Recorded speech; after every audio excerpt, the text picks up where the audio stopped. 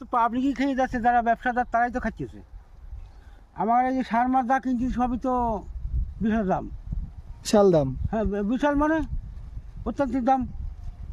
1 KG potash কিনবা গেলে পরে 32 টাকা। 32 টাকা। 32 টাকা।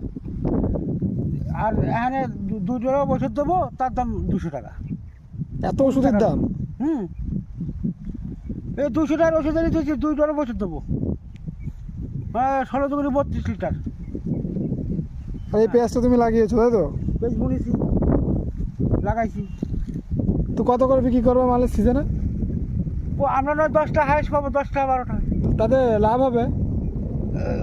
চালান উঠবে তুমি যেটা খরচ করেছো? কি করে ওঠে?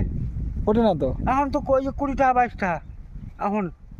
এখন? তাহলে আমরা যখন সময় পেয়ে দেবো তখন দামই থাকবে না। দাম থাকবে না তো, 4 টাকা 5 টাকা কিলো থাকবে। ওই 4-5 টাকা কিলোই। তো